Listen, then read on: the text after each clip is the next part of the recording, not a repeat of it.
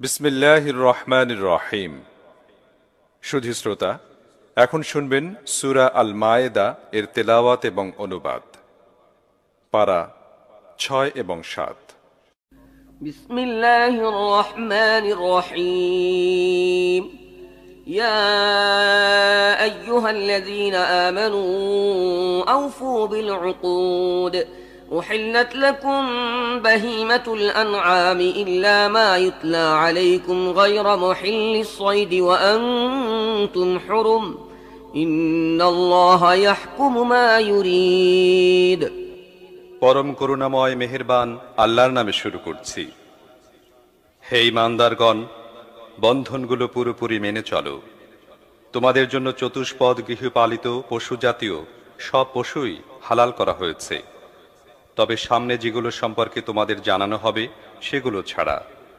কিন্তু ইহরাম বাঁধা অবস্থায় শিকার করা নিজেদের জন্য হালাল করে নিও না। নিঃসন্দেহে আল্লাহ যা ইচ্ছা আদেশ করেন। يا أيها الذين آمنوا لا تحلوا شعائر الله ولا الشهر الحرام ولا الهدي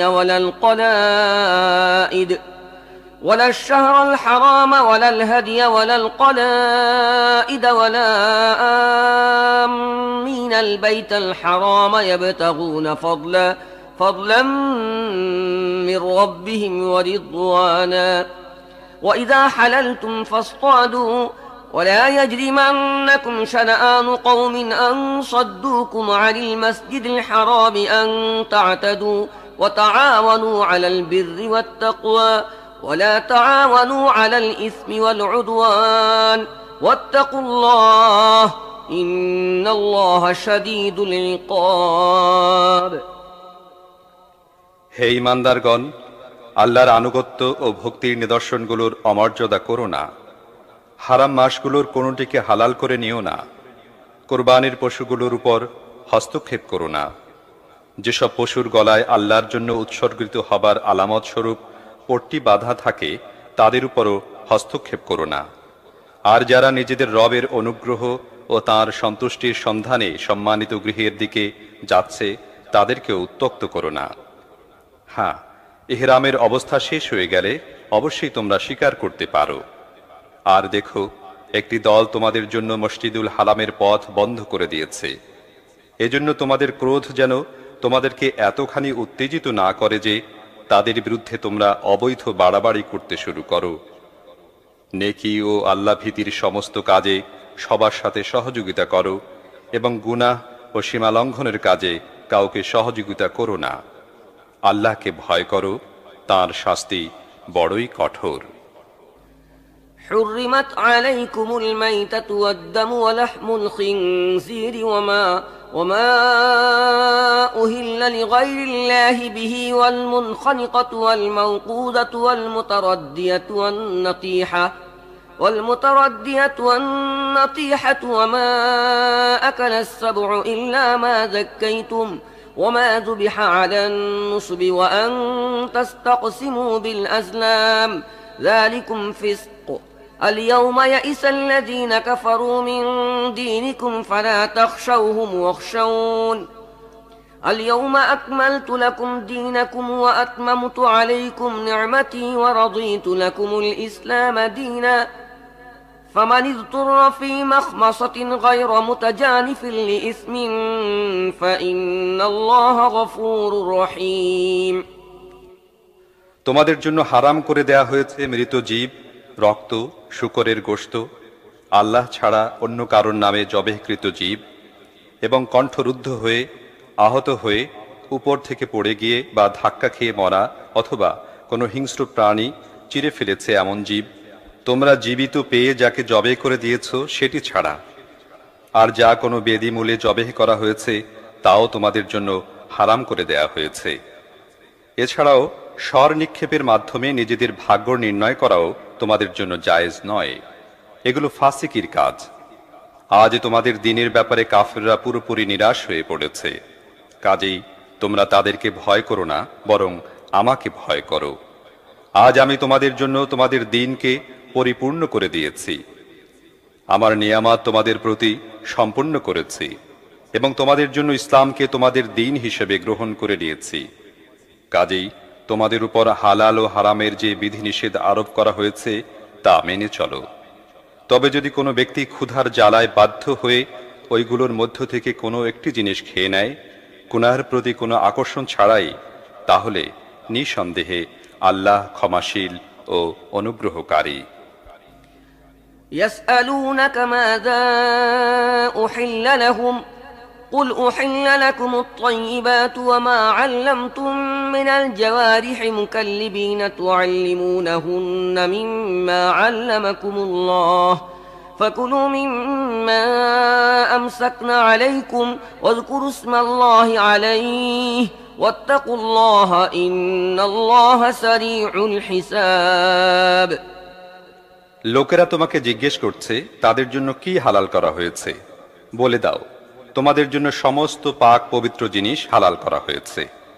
আর যেসব শিকারী প্রাণীকে তোমরা শিক্ষিত করে তুলেছ, যাদেরকে আল্লাহর দেয়া জ্ঞানের ভিত্তিতে তোমরা শিকার করা শিখিয়েছ, তারা তোমাদের জন্য যেসব প্রাণী ধরে রাখে তাও তোমরা খেতে পারো। তবে তার উপর আল্লাহর নাম নিতে হবে আর আল্লাহর আইন ভাঙার ব্যাপারে সাবধান থাকবে। অবশ্যই হিসাব নিতে আল্লাহর মোটেই দেরি হয় না।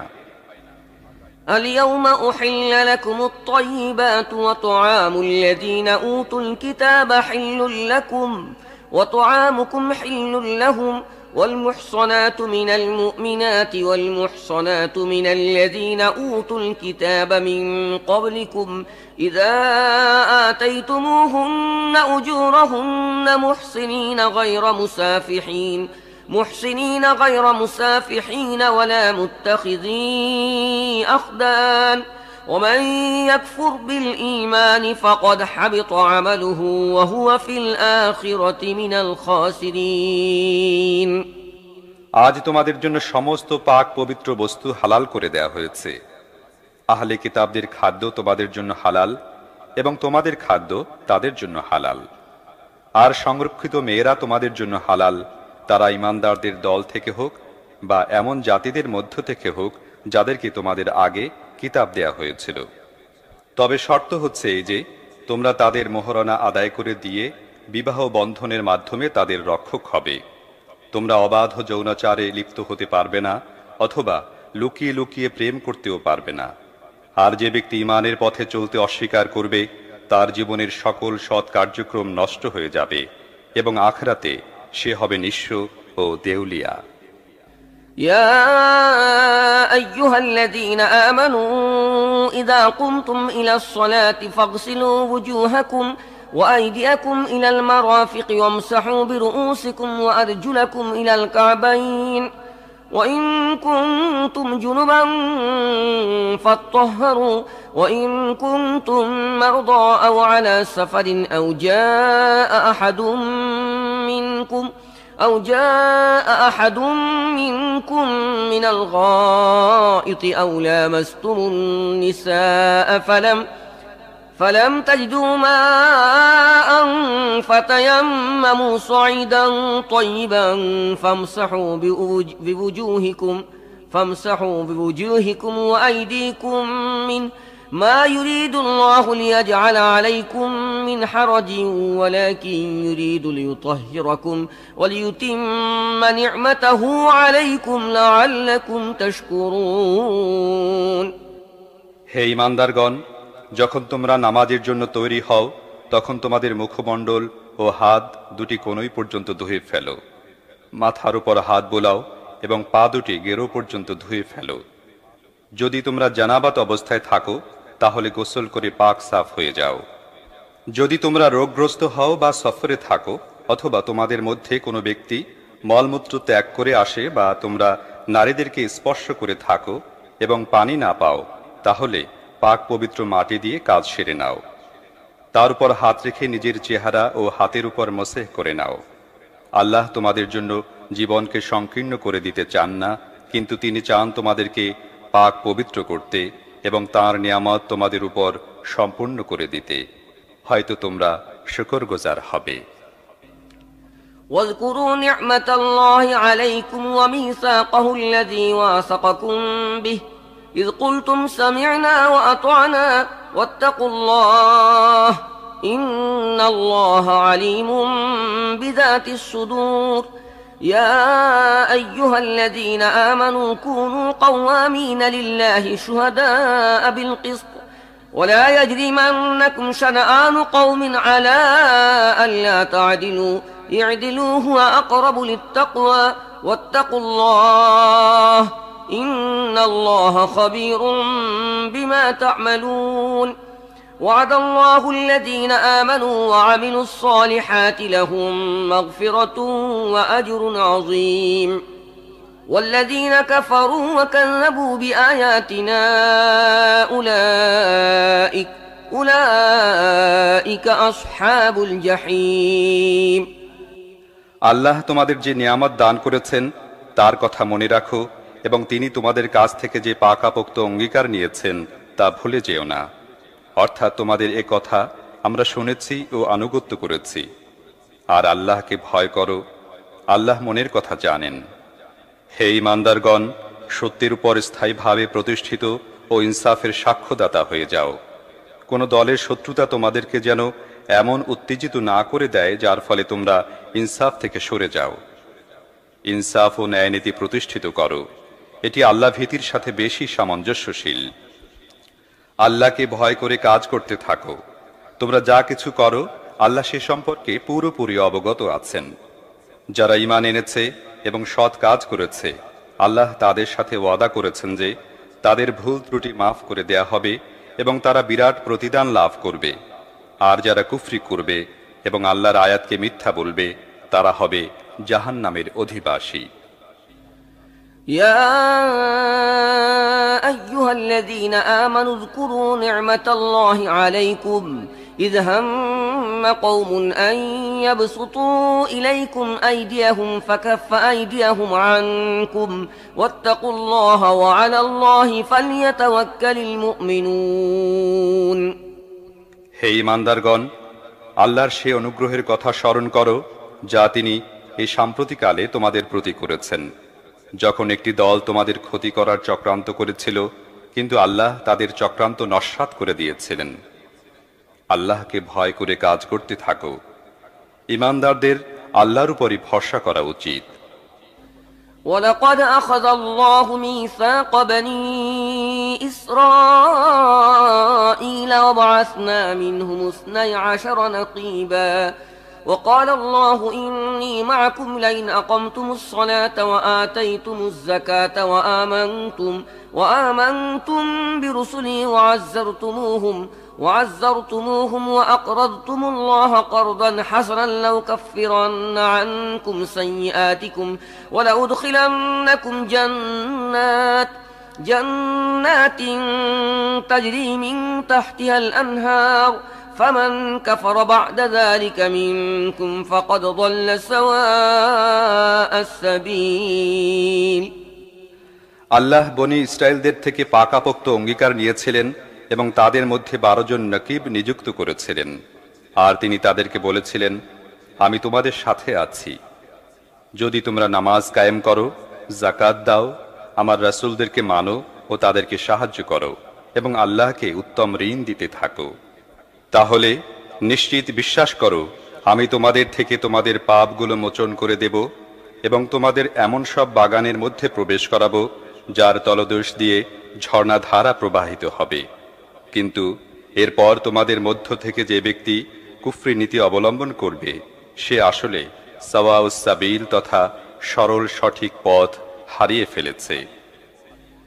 فبما نقضهم ميثاقهم لعناهم وجعلنا قلوبهم قاسية يحرفون الكلم عن مواضعه ونسوا حظا مما ذكروا به ولا تزال تطلع على خائنة منهم إلا قليلا منهم فاعف عنهم واصفح إن الله يحب المحسنين ومن الذين قالوا إنا نصارى أخذنا ميثاقهم فنسوا حظا مما ذكروا به فأغرينا بينهم العداوة والبغضاء إلى يوم القيامة وسوف ينبئهم الله بما كانوا يصنعون তারপর তাদের নিজেদের অঙ্গীকার ভঙ্গের কারণেই আমি তাদেরকে নিজের রহমত থেকে দূরে নিক্ষেপ করেছি এবং তাদের হৃদয় কঠিন করে দিয়েছি। এখন তাদের অবস্থা হচ্ছে এই যে তারা শব্দের হেরফের করে কথাকে একদিক থেকে আর একদিকে নিয়ে যায়। যে শিক্ষা তাদেরকে দেয়া হয়েছিল তার বড় অংশ তারা ভুলে গেছে এবং প্রায় প্রতিদিনই তাদের কোনো না কোনো বিশ্বাসঘাতকতার খবর তুমি লাভ করে থাকো। তাদের অতি অল্প সংখ্যক লোকই এ দোষমুক্ত আছে। তাই তাদেরকে মাফ করে দাও এবং তাদের কাজকর্মকে ক্ষমার দৃষ্টিতে দেখো। আল্লাহ তাদেরকে পছন্দ করেন যারা সৎ কর্মশীলতা ও পরোপকারের নীতি অবলম্বন করে। এভাবে যারা বলেছিল আমরা নাসারা, তাদের থেকেও আমি পাকাপোক্ত অঙ্গীকার নিয়েছিলাম, কিন্তু তাদের স্মৃতিপটে যে শিক্ষা সংবদ্ধ করে দেয়া হয়েছিল তারও বড় অংশ তারা ভুলে গেছে। শেষ পর্যন্ত আমি তাদের মধ্যে চিরকালের জন্য শত্রুতা ও পারস্পরিক হিংসা বিদ্বেষের বীজ বপন করে দিয়েছি।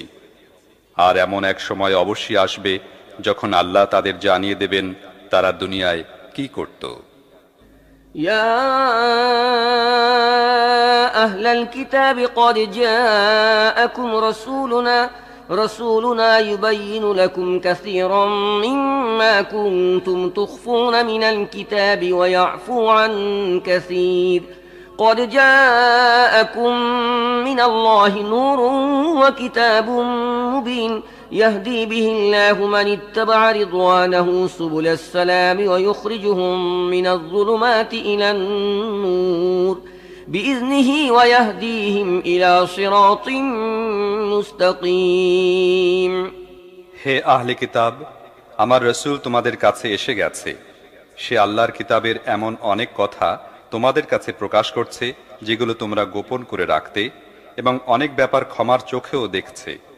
তোমাদের কাছে আল্লাহর পক্ষ থেকে এসে গেছে এক জ্যোতি এবং এমন একখানি সত্য দিশারি কিতাব যার মাধ্যমে আল্লাহ তাঁর সন্তোষকামী লোকদেরকে শান্তি ও নিরাপত্তার পথ প্রদর্শন করেন এবং নিজ ইচ্ছাক্রমে তাদেরকে অন্ধকার থেকে বের করে আলোকের দিকে নিয়ে আসেন এবং সরল সঠিক পথের দিকে পরিচালিত করেন। لقد كفر الذين قالوا إن الله هو المسيح ابن مريم قل فمن يملك من الله شيئا إن أراد أن يهلك المسيح ابن مريم وأمه ومن في الأرض جميعا ولله ملك السماوات والأرض وما بينهما يخلق ما يشاء والله على كل شيء قدير। যারা বলে মারিয়াম পুত্র মসিহ আল্লাহ, তারা অবশ্যই কুফরি করেছে। হে মোহাম্মদ, ওদেরকে বলে দাও, আল্লাহ যদি মারিয়াম পুত্র মসিহকে, তার মাকে ও সারা দুনিয়াবাসীকে ধ্বংস করতে চান, তাহলে তাঁকে তার এ সংকল্প থেকে বিরত রাখার ক্ষমতা কার আছে? আল্লাহ তো আকাশসমূহের এবং এ দুয়ের মধ্যে যা কিছু আছে সব কিছুর মালিক। তিনি যা চান সৃষ্টি করেন, তাঁর শক্তি সব কিছুর উপর পরিব্যাপ্ত। وقالت اليهود والنصارى نحن أبناء الله وأحباؤه قل فلم يعذبكم بذنوبكم بل أنتم بشر ممن خلق يغفر لمن يشاء ويعذب من يشاء ولله ملك السماوات والأرض وما بينهما وإليه المصير يا أهل الكتاب قد جاءكم رسولنا يبين لكم على فترة من الرسل أن تقولوا ما جاءنا من بشير ولا نذير فقد جاءكم بشير ونذير والله على كل شيء قدير। ইহুদি ও খ্রিস্টানরা বলে আমরা আল্লাহর সন্তান এবং তার প্রিয় পাত্র। তাদেরকে জিজ্ঞেস করো, তাহলে তোমাদের গুনাহের জন্য তিনি তোমাদের শাস্তি দেন কেন? আসলে তোমরাও ঠিক তেমনি মানুষ যেমন আল্লাহ অন্যান্য মানুষ সৃষ্টি করেছেন। তিনি যাকে চান মাফ করে দেন এবং যাকে চান শাস্তি দেন। পৃথিবী ও আকাশসমূহ এবং এ দুয়ের মধ্যকার যাবতীয় সৃষ্টি আল্লাহর মালিকানাধীন এবং তাঁরই দিকে সবাইকে ফিরে যেতে হবে। হে আহলে কিতাব, আমার এই রসূল এমন এক সময় তোমাদের কাছে এসেছেন এবং তোমাদেরকে দ্বীনের সুস্পষ্ট শিক্ষা দিচ্ছেন, যখন দীর্ঘকাল থেকে রসূলদের আগমনের সিলসিলা বন্ধ ছিল। তোমরা যেন এ কথা বলতে না পারো, আমাদের কাছে তো সুসংবাদ দানকারী ও ভীতি প্রদর্শনকারী আসেনি। বেশ, এই দেখো, এখন সেই সুসংবাদ দানকারী ও ভীতি প্রদর্শনকারী এসে গেছেন এবং আল্লাহ সব কিছুর উপর শক্তিশালী। وإذ قال موسى لقومه يا قوم اذكروا نعمة الله عليكم إذ جعل فيكم أنبياء وجعلكم ملوكا وآتاكم ما لم يؤت أحدا من العالمين يا قوم ادخلوا الأرض المقدسة التي كتب الله لكم ولا ترتدوا على أدباركم فتنقلبوا خاسرين قالوا يا موسى إن فيها قوما جبارين وإنا لن ندخلها حتى يخرجوا منها فإن يخرجوا منها فإنا داخلون স্মরণ করো যখন মূসা তার জাতিকে বলেছিল, হে আমার সম্প্রদায়ের লোকেরা, তোমরা আল্লাহর সেই নিয়ামতের কথা মনে করো যা তিনি তোমাদের দান করেছিলেন। তিনি তোমাদের মধ্যে বহু নবীর জন্ম দিয়েছেন, তোমাদেরকে শাসকে পরিণত করেছেন এবং তোমাদেরকে এমন সব জিনিস দিয়েছেন যা দুনিয়ায় আর কাউকে দেননি। হে আমার সম্প্রদায়ের লোকেরা, সেই পবিত্র ভূখণ্ডে প্রবেশ করো যা আল্লাহ তোমাদের জন্য লিখে দিয়েছেন। পিছনে হটো না, পিছনে হটলে তোমরা ব্যর্থ ও ক্ষতিগ্রস্ত হবে। তারা জবাব দিল, হে মূসা, সেখানে একটা অতীব দুর্ধর্ষ জাতি বাস করে, তারা সেখান থেকে বের হয়ে না যাওয়া পর্যন্ত আমরা কখনোই সেখানে যাব না। হ্যাঁ, যদি তারা বের হয়ে যায় তাহলে আমরা সেখানে প্রবেশ করতে প্রস্তুত আছি। قال رجلان من الذين يخافون أنعم الله عليهم ادخلوا عليهم الباب فإذا دخلتموه فإنكم غالبون وعلى الله فتوكلوا إن كنتم مؤمنين قالوا يا موسى إنا لن ندخلها أبدا ما داموا فيها فاذهب أنت وربك فقاتلا إنا هاهنا قاعدون قال رب إني لا أملك إلا نفسي وأخي فافرق بيننا وبين القوم الفاسقين قال فإنها محرمة عليهم 40 سنة يتيهون في الأرض فلا تأس على القوم الفاسقين ওই ভীরু লোকদের মধ্যে দুজন এমন লোকও ছিল যাদের প্রতি আল্লাহ তার অনুগ্রহ বর্ষণ করেছিলেন। তারা বলল, এই শক্তিশালী লোকদের মোকাবেলা করে দরজার মধ্যে ঢুকে পড়ো, ভিতরে প্রবেশ করলে তোমরাই জয়ী হবে। আর যদি তোমরা মুমিন হয়ে থাকো তাহলে আল্লাহর উপর নির্ভর করো। কিন্তু তারা আবার সেই একই কথা বলল, হে মূসা, যতক্ষণ তারা সেখানে অবস্থান করবে ততক্ষণ আমরা কোনো ক্রমেই সেখানে যাব না। কাজেই তুমি ও তোমার রব, তোমরা দুজনে সেখানে যাও এবং লড়াই করো, আমরা তো এখানে বসেই রইলাম। এ কথায় মূসা বলল, হে আমার রব, আমারও আমার ভাই ছাড়া আর কারোর উপর আমার কোনো এখতিয়ার নেই, কাজেই তুমি এ নাফরমান লোকদের থেকে আমাকে আলাদা করে দাও। আল্লাহ জবাব দিলেন, ঠিক আছে, তাহলে ওই দেশটি 40 বছর পর্যন্ত তাদের জন্য হারাম। তারা পৃথিবীতে উদ্ভ্রান্তের মতো ঘুরে বেড়াবে। এ নাফরমানদের প্রতি কখনো সহানুভূতি ও সমবেদনা প্রকাশ করো না। واتل عليهم نبأ ابني آدم بالحق إذ قربا قربانا فتقبل من أحدهما ولم يتقبل من الآخر قال لأقتلنك قال إنما يتقبل الله من المتقين لئن بسطت إلي يدك لتقتلني ما أنا بباسط يدي إليك لأقتلك إني أخاف الله رب العالمين আর তাদেরকে আদমের দু ছেলের সঠিক কাহিনীও শুনিয়ে দাও। তারা দুজন কুরবানি করলে তাদের একজনের কুরবানি কবুল করা হলো, অন্যজনেরটা কবুল করা হলো না। সে বলল, আমি তোমাকে মেরে ফেলব। সে জবাব দিল, আল্লাহ তো মুত্তাকীদের নজরানা কবুল করে থাকেন। তুমি আমাকে মেরে ফেলার জন্য হাত উঠালেও আমি তোমাকে মেরে ফেলার জন্য হাত তুলব না। আমি বিশ্বজাহানের প্রভু আল্লাহকে ভয় করি। إني أريد أن تبوء بإثمي وإثمك فتكون من أصحاب النار وذلك جزاء الظالمين فطوعت له نفسه قتل أخيه فقتله فأصبح من الخاسرين فبعث الله غرابا يبحث في الأرض ليريه كيف يواري سوءة أخيه قال يا ويلتى أعجزت أن أكون مثل هذا الغراب فواري سوءة أخي فأصبح من النادمين আমি চাই আমারও তোমার পাপের ভার তুমি একাই বহন করো এবং তুমি জাহান্নামী হয়ে যাও। জালেমদের জুলুমের এটিই সঠিক প্রতিফল। অবশেষে তার প্রবৃত্তির কুপ্ররোচনা তার ভাইকে মেরে ফেলা তার জন্য সহজ করে দিল এবং তাকে মেরে ফেলে সে ক্ষতিগ্রস্তদের অন্তর্ভুক্ত হয়ে গেল। তারপর আল্লাহ একটি কাক পাঠালেন, সে মাটি খুঁড়তে লাগলো যাতে তাকে দেখিয়ে দেয় তার ভাইয়ের লাশ কিভাবে লুকিয়ে ফেলবে।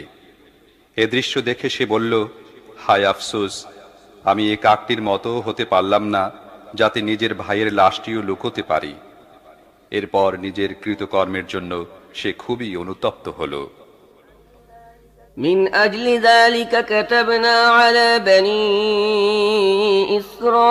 إسرائيل أنه من قتل نفسا بغير نفس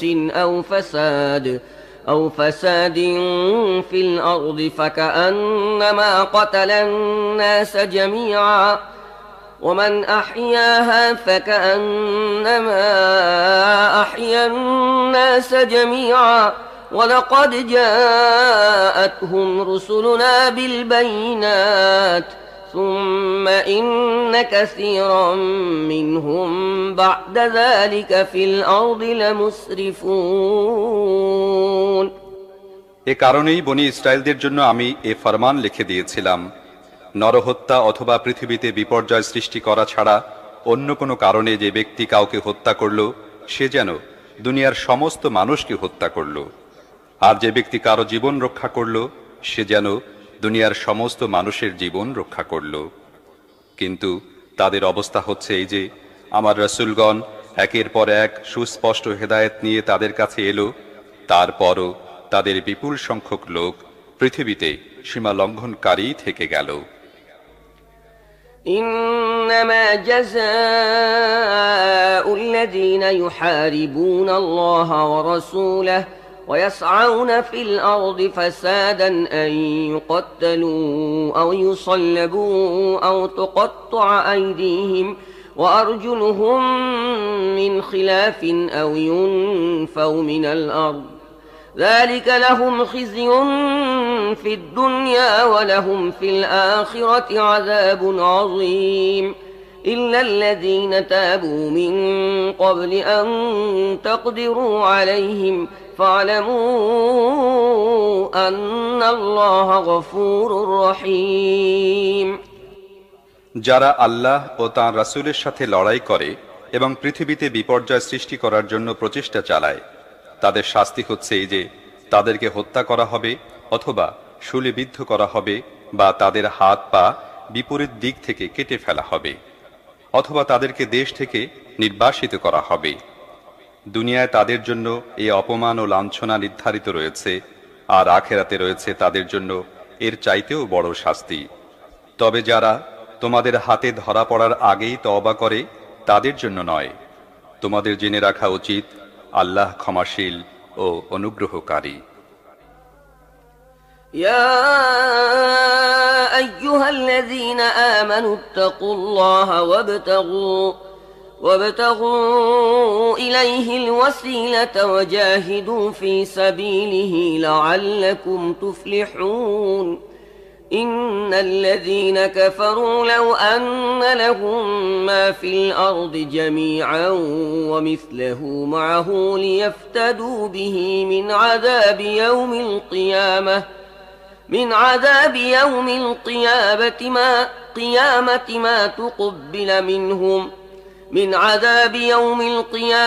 ما تقبل منهم ولهم عذاب أليم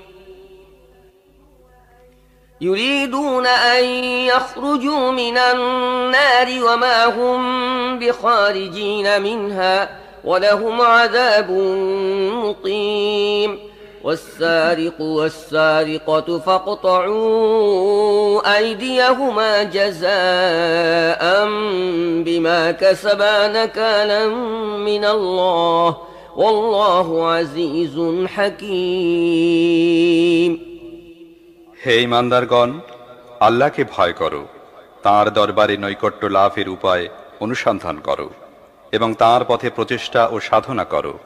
সম্ভবত তোমরা সফল কাম হতে পারবে।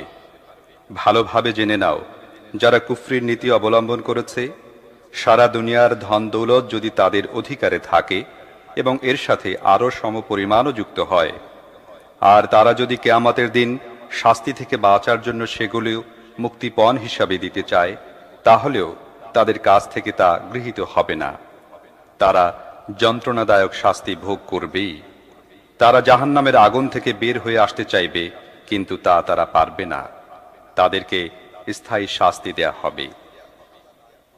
চোর পুরুষ বা নারী যেই হোক না কেন, উভয়ের হাত কেটে দাও। এটা তাদের কর্মফল এবং আল্লাহর পক্ষ থেকে নির্ধারিত দৃষ্টান্তমূলক শাস্তি। আল্লাহর শক্তি সবার উপর বিজয়ী এবং তিনি জ্ঞানী ও সর্বজ্ঞ।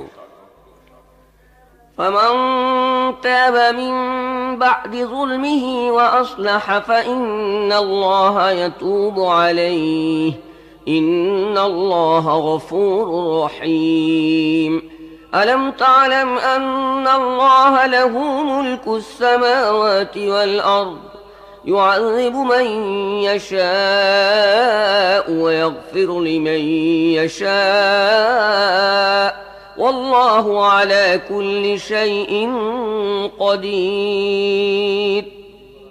তবে যে ব্যক্তি জুলুম করার পর তওবা করবে এবং নিজের সংশোধন করে নেবে, আল্লাহর অনুগ্রহের দৃষ্টি আবার তার দিকে ফিরে আসবে। আল্লাহ অত্যন্ত ক্ষমাশীল ও দয়ালু। তুমি কি জানো না, আল্লাহ পৃথিবী ও আকাশ রাজ্যের মালিক? তিনি যাকে চান শাস্তি দেন এবং যাকে চান ক্ষমা করে দেন। তিনি সব জিনিসের উপর اختیار রাখেন। يا أيها الرسول لا يحزنك الذين يسارعون في الكفر من الذين قالوا آمنا بأفواههم ولم تؤمن قلوبهم ومن الذين هادوا سماعون للكذب سماعون لقوم آخرين لم يأتوك يحرفون الكلم من بعد مواضعه يقولون إن أوتيتم هذا فخذوه وإن لم تؤتوه فاحذروا ومن يرد الله فتنته فلن تملك له من الله شيئا أولئك الذين لم يرد الله أن يطهر قلوبهم لهم في الدنيا خزي ولهم في الآخرة عذاب عظيم। হে রাসূল, কুফরির পথে যারা দ্রুত পদচারণায় পরাকাষ্ঠা দেখাচ্ছে, তারা যেন তোমার মর্মপীড়ার কারণ না হয়। যদিও তারা এমন সব লোকের অন্তর্ভুক্ত হয় যারা মুখে বলে আমরা ঈমান এনেছি, কিন্তু তাদের অন্তর ঈমান আনেনি, অথবা তারা এমন সব লোকের অন্তর্ভুক্ত হয় যারা ইহুদি হয়ে গেছে, যাদের অবস্থা এমন পর্যায়ে পৌঁছে গেছে যে তারা মিথ্যা ভাষণ শোনার জন্য কান পেতে বসে থাকে, এবং যারা কখনো তোমার কাছে আসেনি তাদের জন্য আড়ি পেতে থাকে। আল্লাহর কিতাবের শব্দাবলীর সঠিক স্থান নির্ধারিত হওয়া সত্ত্বেও যারা সেগুলোকে তাদের আসল অর্থ থেকে বিকৃত করে এবং লোকদের বলে, যদি তোমাদের এই হুকুম দেয়া হয় তাহলে মেনে নাও, অন্যথায় মেনো না। যাকে আল্লাহ নিজেই ফিতনার মধ্যে নিক্ষেপ করার সিদ্ধান্ত নেন, তাকে আল্লাহর পাকড়াও থেকে বাঁচাবার জন্য তোমরা কিছুই করতে পারো না। এসব লোকের অন্তরকে আল্লাহ পবিত্র করতে চাননি। এদের জন্য দুনিয়াতে আছে লাঞ্ছনা এবং আখিরাতে কঠিন শাস্তি। سماعون للكذب أكالون للسحت فإن جاءوك فاحكم بينهم أو أعرض عنهم وإن تعرض عنهم فلن يضروك شيئا وإن حكمت فاحكم بينهم بالقسط إن الله يحب المقسطين وكيف يحكمونك وعندهم التوراة فيها حكم الله ثم يتولون من بعد ذلك وما أولئك بالمؤمنين এরা মিথ্যা শ্রবণকারী ও হারাম আহারকারী। কাজেই এরা যদি তোমাদের কাছে নিজেদের মামলা নিয়ে আসে তাহলে তোমরা চাইলে তাদের মীমাংসা করে দিতে অথবা অস্বীকার করে দিতে পারো। অস্বীকার করে দিলে এরা তোমাদের কোনো ক্ষতি করতে পারবে না, আর মীমাংসা করে দিলে যথার্থ ইনসাফ সহকারে মীমাংসা করো, কারণ আল্লাহ ইনসাফকারীদের পছন্দ করেন। আর এরা তোমাকে কিভাবে বিচারক মানছে যখন এদের কাছে তাওরাত রয়ে গেছে, যাতে আল্লাহর হুকুম লিখিত আছে, আর তারপরও এরা তা থেকে মুখ ফিরিয়ে নিচ্ছে? আসলে এরা ঈমানই রাখে না। إنا أنزلنا التوراة فيها هدى ونور يحكم بها النبيون الذين أسلموا للذين هادوا والربانيون والأحبار بما استحفظوا من كتاب الله وكانوا عليه شهداء فلا تخشوا الناس واخشوني ولا تشتروا بآياتي ثمنا قليلا ومن لم يحكم بما أنزل الله فأولئك هم الكافرون وكتبنا عليهم فيها أن النفس بالنفس والعين بالعين والأنف بالأنف والأذن بالأذن والسن بالسن والجروح قصاص فمن تصدق به فهو كفارة له ومن لم يحكم بما أنزل الله فأولئك هم الظالمون আমি তাওরাত নাজিল করেছি, তাতে ছিল পথ নির্দেশ ও আলো। সমস্ত নবী যারা মুসলিম ছিল সে অনুযায়ী এই ইহুদি হয়ে যাওয়া লোকদের যাবতীয় বিষয়ের ফয়সালা করত, আর এভাবে রব্বানি ও আহবারও এরই উপর তাদের ফয়সালার ভিত্তি স্থাপন করত, কারণ তাদেরকে আল্লাহর কিতাব সংরক্ষণের দায়িত্ব দেওয়া হয়েছিল এবং তারা ছিল এর উপর সাক্ষী। কাজেই হে ইহুদি গোষ্ঠী, তোমরা মানুষকে ভয় করো না, বরং আমাকে ভয় করো এবং সামান্য তুচ্ছ মূল্যের বিনিময়ে আমার আয়াত বিক্রি করা পরিহার করো। আল্লাহর নাজিল করা আইন অনুযায়ী যারা ফয়সালা করে না তারাই কাফির। তাওরাতে আমি ইহুদিদের জন্য এ বিধান লিখে দিয়েছিলাম যে প্রাণের বদলে প্রাণ, চোখের বদলে চোখ, নাকের বদলে নাক, কানের বদলে কান, দাঁতের বদলে দাঁত এবং সব রকমের জখমের জন্য সমপর্যায়ের বদলা। তারপর যে ব্যক্তি ওই শাস্তি সাদকা করে দেবে তা তার জন্য কাফফারায় পরিণত হবে। আর যারা আল্লাহর নাজিল করা আইন অনুযায়ী ফয়সালা করে না তারাই জালিম।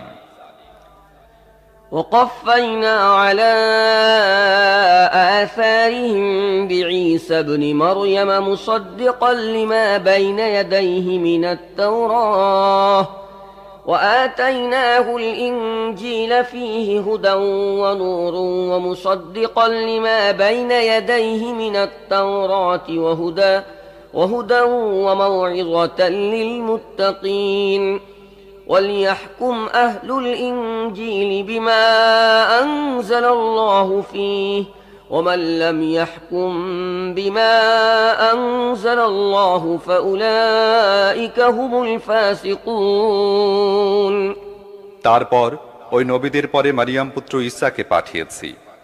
তাওরাতের মধ্য থেকে যা কিছু তার সামনে ছিল সে তার সত্যতা প্রমাণকারী ছিল, আর তাকে ইনজিল দিয়েছি।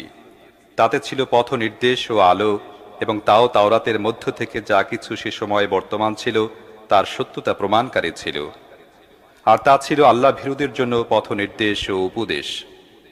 আমার নির্দেশ ছিল ইনজিলে আল্লাহ যে আইন নাজিল করেছেন, ইনজিল অনুসারীরা যেন সে মোতাবেক ফয়সালা করে, আর যারা আল্লাহর নাজিল করা আইন অনুযায়ী ফয়সালা করে না তারাই ফাসিক। وأنزلنا إليك الكتاب بالحق مصدقا لما بين يديه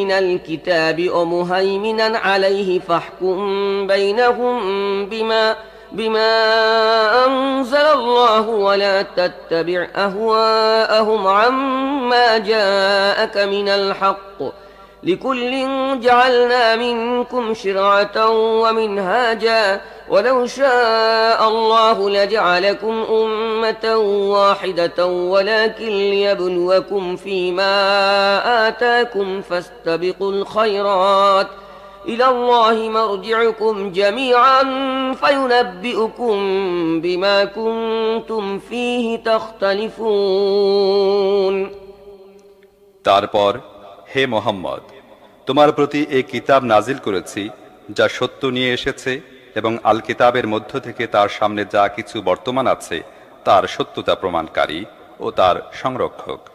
কাজেই তুমি আল্লাহর নাজিল করা আইন অনুযায়ী লোকদের বিভিন্ন বিষয়ের ফয়সালা করো, এবং যে সত্য তোমার কাছে এসেছে তা থেকে মুখ ফিরিয়ে নিয়ে তাদের খেয়াল খুশির অনুসরণ করো না। তোমাদের প্রত্যেকের জন্য একটি শরিয়াত ও একটি কর্মপদ্ধতি নির্ধারণ করে রেখেছি। আল্লাহ চাইলে তোমাদের সবাইকে একই উম্মতের অন্তর্ভুক্ত করতে পারতেন, কিন্তু তিনি তোমাদের যা দিয়েছেন তার মধ্যে তোমাদের পরীক্ষা করার জন্য এমনটি করেছেন। কাজেই সৎ কাজে একে অপরের চাইতে অগ্রবর্তী হবার চেষ্টা করো। শেষ পর্যন্ত তোমাদের সবাইকে আল্লাহর দিকে ফিরে যেতে হবে। তারপর তিনি সেই প্রকৃত সত্যটি তোমাদের জানিয়ে দেবেন যে ব্যাপারে তোমরা মতবিরোধ করে আসছিলে। وأن احكم بينهم بما أنزل الله ولا تتبع أهواءهم واحذرهم أن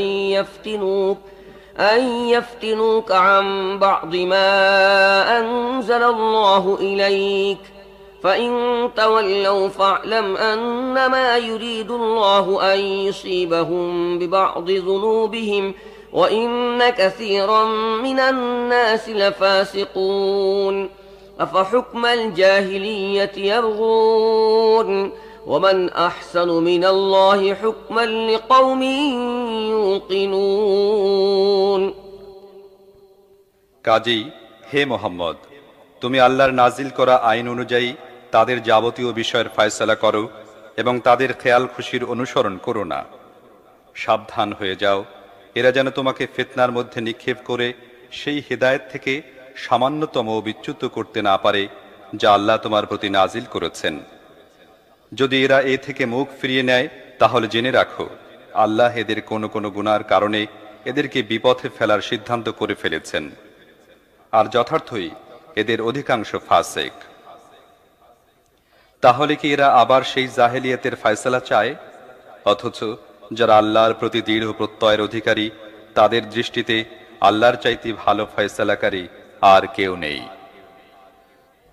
يا أيها الذين آمنوا لا تتخذوا اليهود والنصارى أولياء بعضهم أولياء بعض ومن يتولهم منكم فإنه منهم إن الله لا يهدي القوم الظالمين فترى الذين في قلوبهم مرض يسارعون فيهم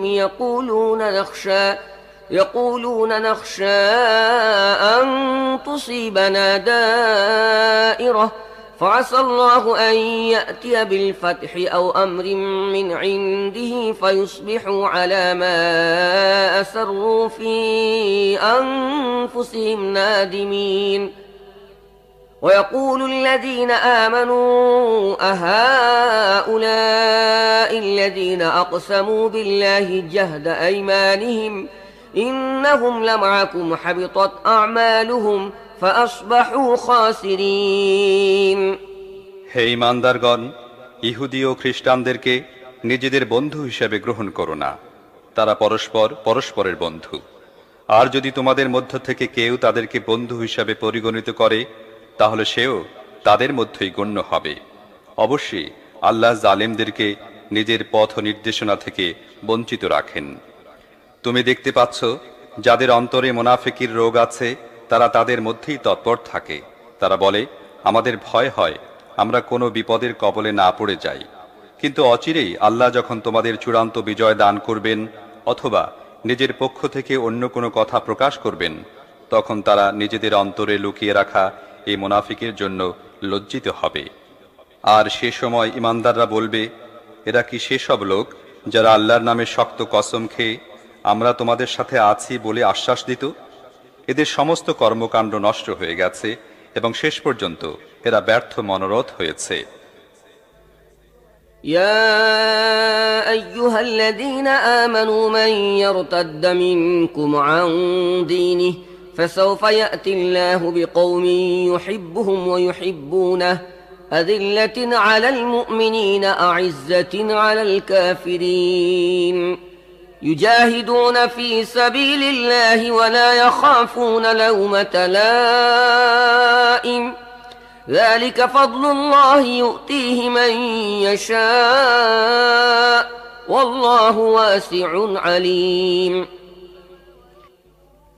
إنما وليكم الله ورسوله والذين آمنوا الذين يقيمون الصلاة ويؤتون الزكاة وهم راكعون ومن يتول الله ورسوله والذين آمنوا فإن حزب الله هم الغالبون হে ঈমানদারগণ, তোমাদের মধ্য থেকে কেউ যদি দিন থেকে ফিরে যায়, তাহলে ফিরে যাক।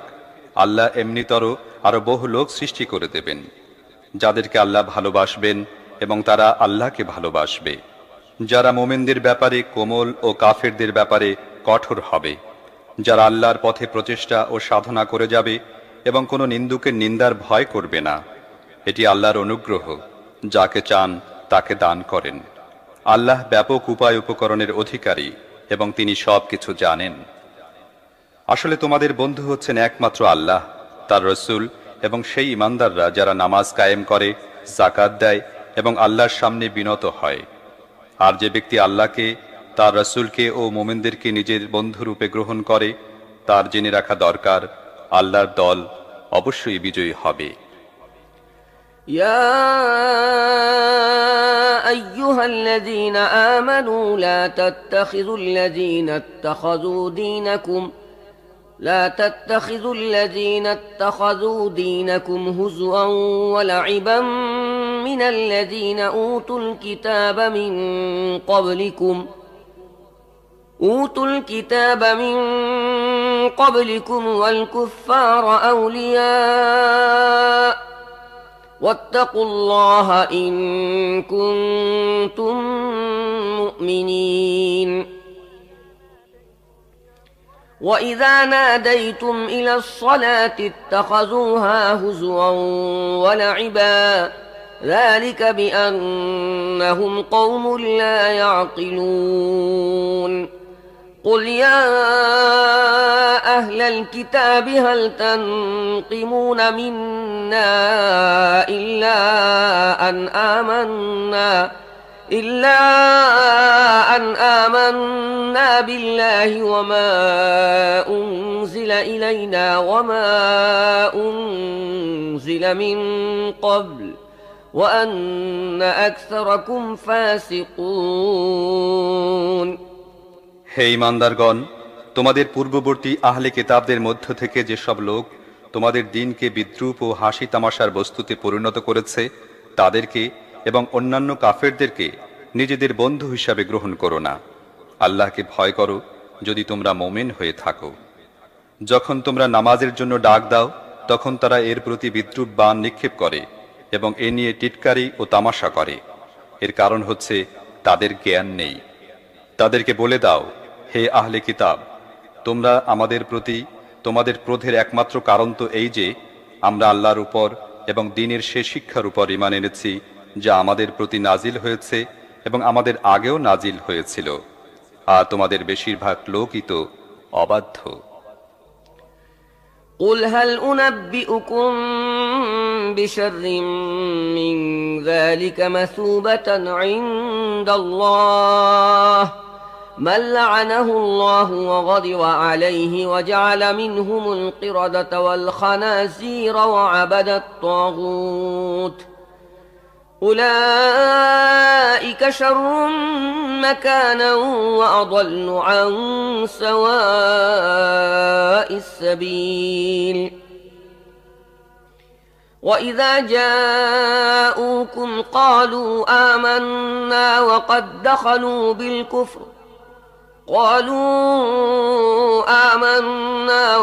دخلوا بالكفر وهم قد خرجوا به والله أعلم بما كانوا يكتمون وترى كثيرا منهم يسارعون في الإثم والعدوان وأكلهم السحت لبئس ما كانوا يعملون তাহলে বলো, আমি কি তাদেরকে চিহ্নিত করব যাদের পরিণাম আল্লাহর কাছে এ ফাসিকদের চাইতেও খারাপ?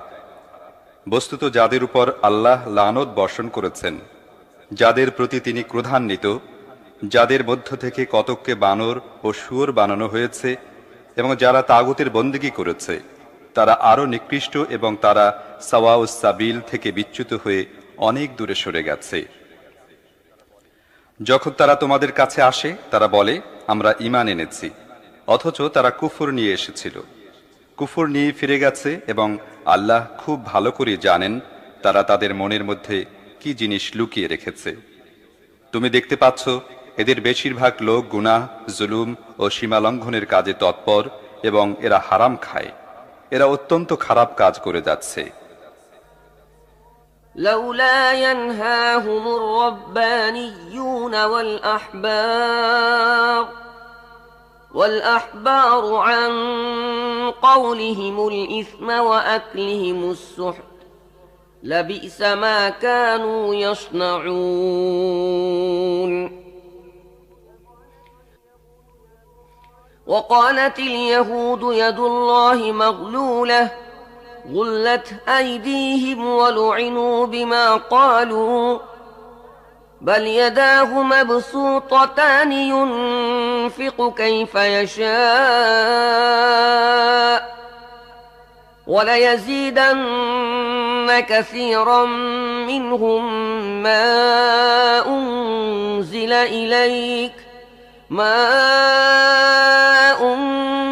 إليك من ربك طغيانا وكفرا وألقينا بينهم العداوة والبغضاء إلى يوم القيامة كلما أوقدوا نارا للحرب أطفأها الله ويسعون في الأرض فسادا والله لا يحب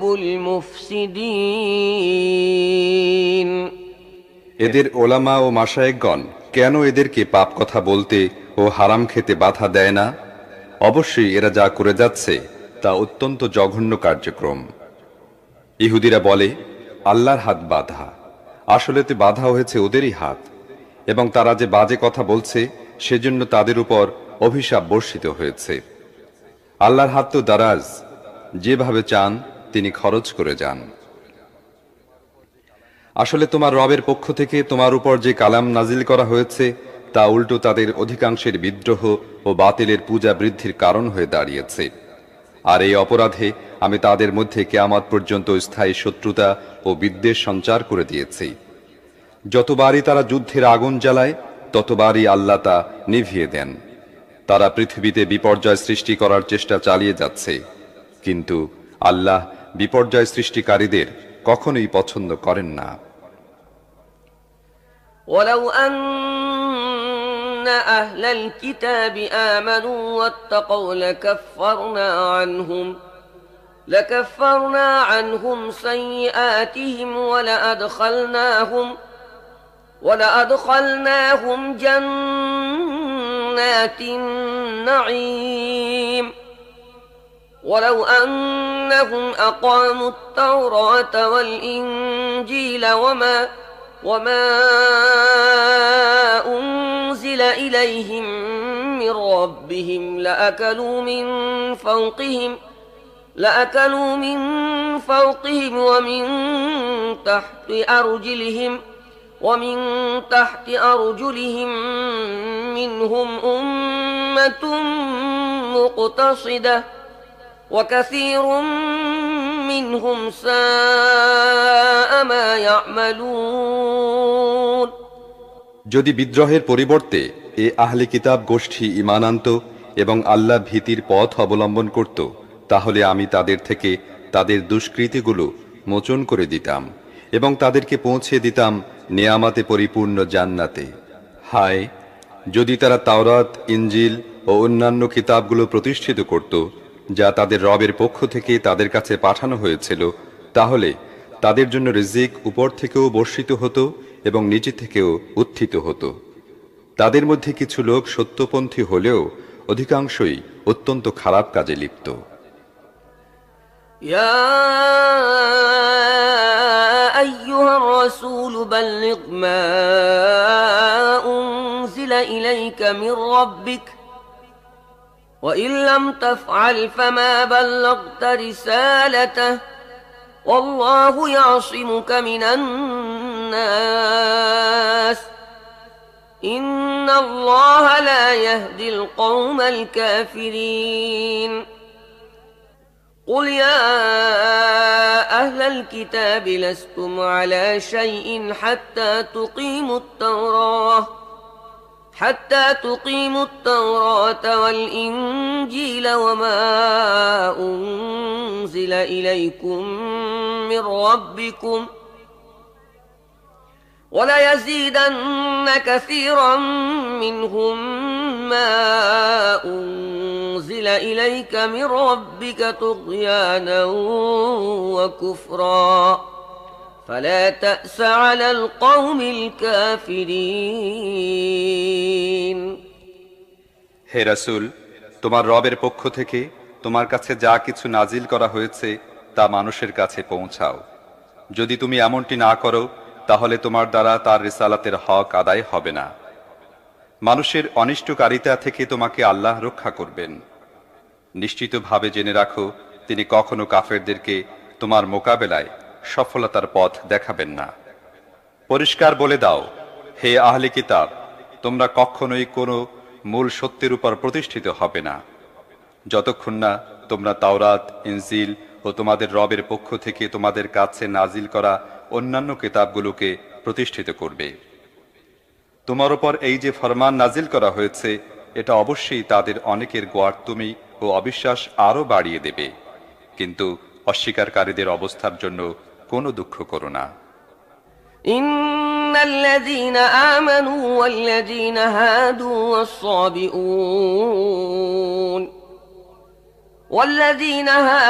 والصابئون والنصارى من آمن بالله واليوم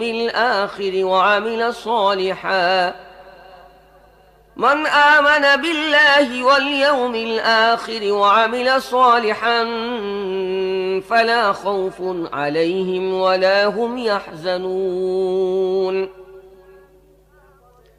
لقد أخذنا ميثاق بني إسرائيل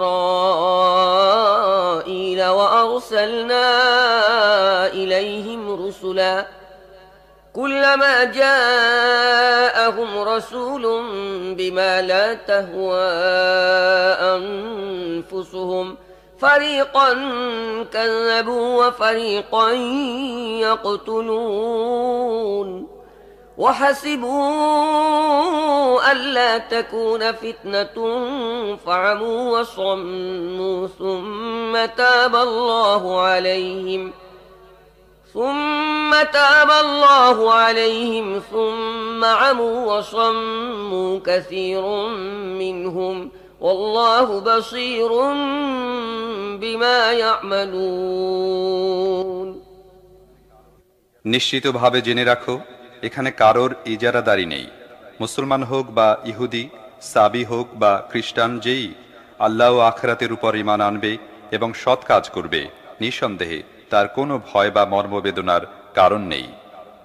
বনী ইসরায়েলদের থেকে পাকাপোক্ত অঙ্গীকার নিয়েছিলাম এবং তাদের কাছে অনেক রসুল পাঠিয়েছিলাম, কিন্তু যখনই তাদের কাছে কোনো রসুল তাদের প্রবৃত্তির কামনা বাসনা বিরোধী কিছু নিয়ে হাজির হয়েছেন, তখনই কাউকে তারা মিথ্যুক বলেছে এবং কাউকে হত্যা করেছে, আর এতে কোনো ফিতনা সৃষ্টি হবে না ভেবে তারা অন্ধ ও বধির হয়ে গেছে।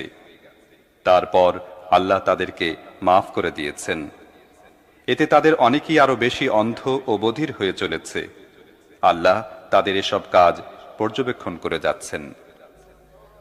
لقد كفر الذين قالوا إن الله هو المسيح ابن مريم وقال المسيح يا بني إسرائيل اعبدوا الله ربي وربكم إنه من يشرك بالله فقد حرم الله عليه الجنة ومأواه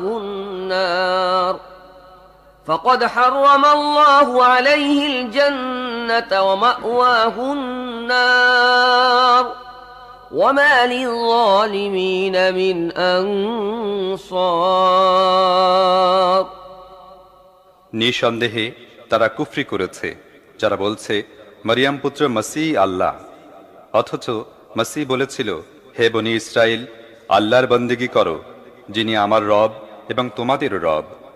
যে ব্যক্তি আল্লাহর সাথে কাউকে শরীক করেছে তার উপর আল্লাহ জান্নাত হারাম করে দিয়েছেন এবং তার আবাস জাহান্নাম, আর এ ধরনের জালেমদের কোনো সাহায্যকারী নেই। لقد كفر الذين قالوا إن الله ثالث ثلاثة وما من إله إلا إله واحد وإن لم ينتهوا عما يقولون ليمسن الذين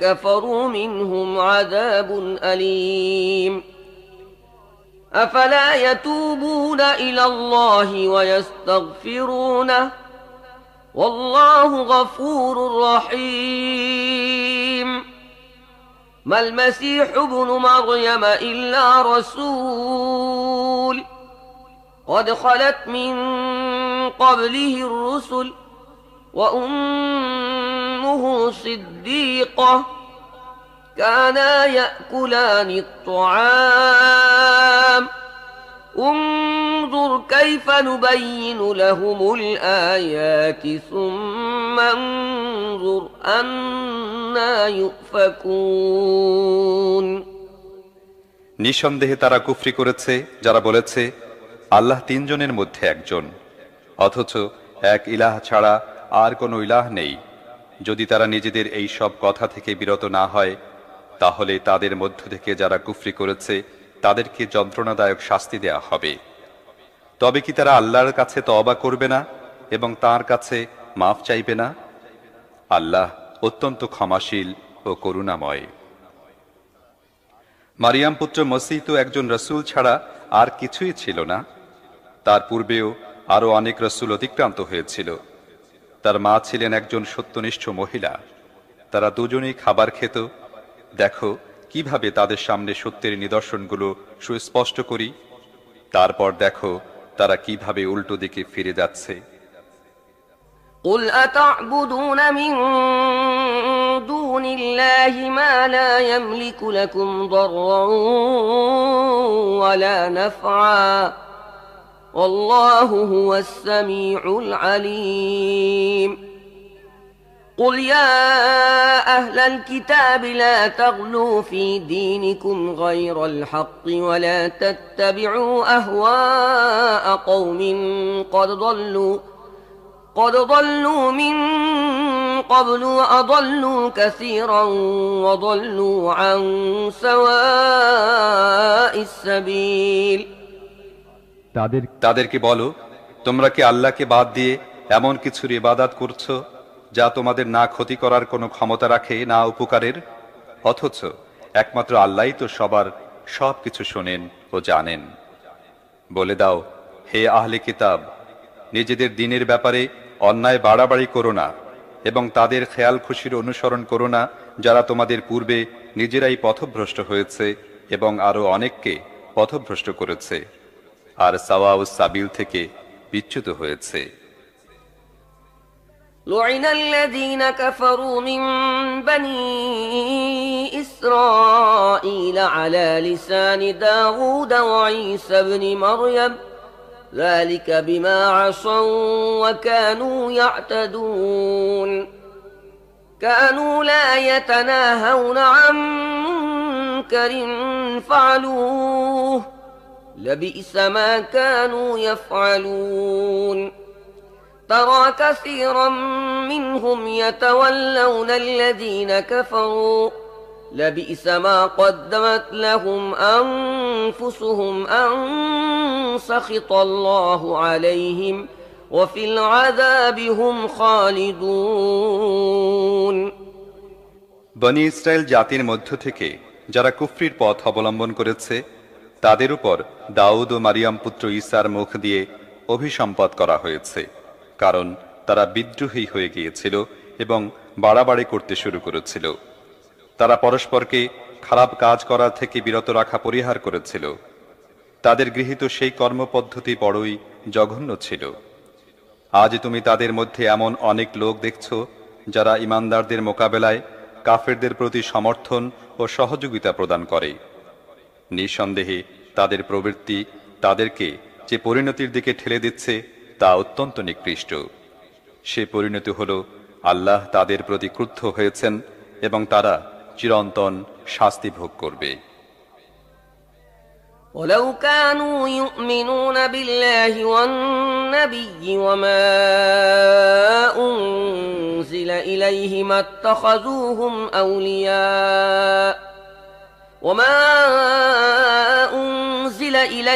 اتخذوهم أولياء ولكن كثيرا منهم فاسقون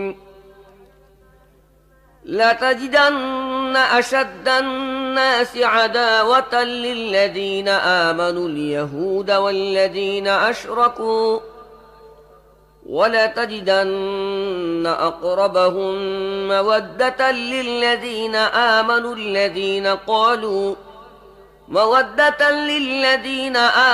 الذين قالوا إنا نصارى ذلك بأن منهم قسيسين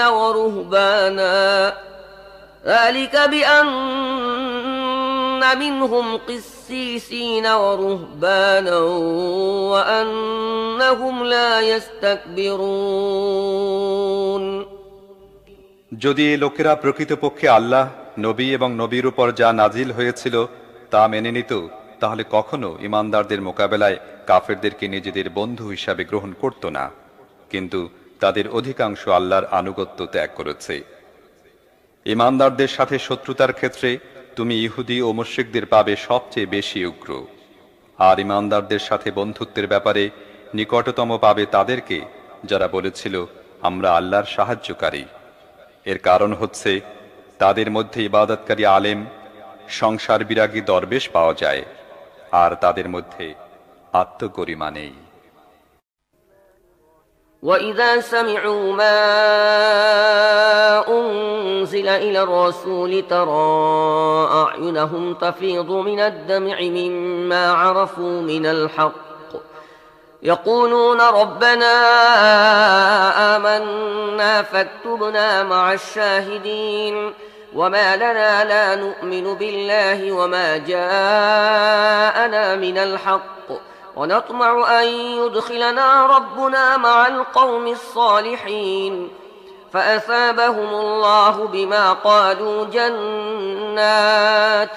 جنات تجري من تحتها الأنهار خالدين فيها وذلك جزاء المحسنين والذين كفروا وكذبوا بآياتنا أولئك أصحاب الجحيم যখন তার এই কালাম শুনে যা রাসূলের উপর নাজিল হয়েছে তোমরা দেখতে পাও সত্যকে চিনতে পারার কারণে তাদের চোখ অশ্রু সজল হয়ে ওঠে। তারা বলে ওঠে, হে আমাদের রব, আমরা ঈমান এনেছি, সাক্ষ্যদাতাদের মধ্যে আমাদের নাম লিখে নাও। আর তারা আরো বলে, আমরা আল্লাহর উপর ঈমান কেন আনব না এবং যে সত্য আমাদের কাছে এসেছে তাকে কেন মেনে নেব না। যখন আমরা ইচ্ছা পোষণ করে থাকি যে আমাদের রব যেন আমাদের সৎ ও সত্যনিষ্ঠ লোকদের অন্তর্ভুক্ত করেন, তাদের উক্তির কারণে আল্লাহ তাদেরকে এমন সব জান্নাত দান করেছেন যার নিম্ন দেশ দিয়ে ঝর্ণা ধারা প্রবাহিত হয় এবং তারা সেখানে থাকবে চিরকালের জন্যে। সৎ কর্মনীতি অবলম্বনকারীদের জন্যে এ প্রতিদান। আর যারা আমার আয়াত মানতে অস্বীকার করেছে ও সেগুলোকে মিথ্যা বলেছে তারা জাহান্নামের অধিবাসী হবে। يا أيها الذين آمنوا لا تحرموا طيبات ما أحل الله لكم ولا تعتدوا إن الله لا يحب المعتدين وكلوا مما رزقكم الله حلالا طيبا واتقوا الله الذي أنتم به مؤمنون হে ঈমানদারগণ, আল্লাহ তোমাদের জন্য যেসব পবিত্র জিনিস হালাল করেছেন সেগুলো হারাম করে নিও না, আর সীমা লঙ্ঘন করো না। সীমা লঙ্ঘনকারীদেরকে আল্লাহ ভীষণভাবে অপছন্দ করেন। আল্লাহ তোমাদের যে হালাল ও পবিত্র রিজিক দিয়েছেন তা থেকে পানাহার করো এবং সে আল্লাহর নাফরমানি থেকে দূরে থাকো যার উপর তোমরা ঈমান এনেছো। لا يؤاخذكم الله باللغو في أيمانكم ولكن يؤاخذكم بما عقدتم الأيمان فكفارته إطعام 10 مساكين من أوسط ما تطعمون أهليكم أو كسوتهم أو تحرير رقبة فمن لم يجد فصيام 3 أيام ذلك كفارة أيمانكم إذا حلفتم واحفظوا أيمانكم كذلك يبين الله لكم آياته لعلكم تشكرون তোমরা যে সমস্ত অর্থহীন কসম খেয়ে ফেলো সেই সবের জন্যে আল্লাহ তোমাদের পাকড়াও করেন না, কিন্তু তোমরা জেনে বুঝে যেসব কসম খাও সেগুলোর উপর তিনি অবশ্যই তোমাদের জিজ্ঞাসাবাদ করবেন।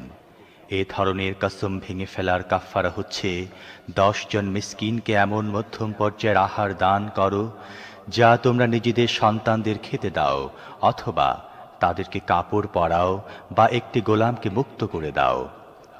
আর যে ব্যক্তির সামর্থ্য রাখে না সে যেন 3 দিন রোজা রাখে।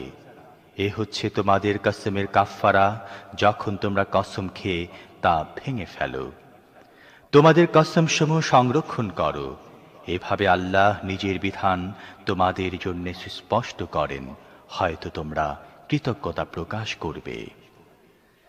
يا أيها الذين آمنوا إنما الخمر والميسر والأنصاب والأزلام والأنصاب والأزلام رجس من عمل الشيطان فاجتنبوه لعلكم تفلحون হে ঈমানদারগণ, এ মদ, জুয়া, মূর্তি পূজার বেদী ও ভাগ্য নির্ণায়ক স্বরসমূহ এ সমস্তই হচ্ছে ঘৃণ্য শয়তানি কার্যকলাপ।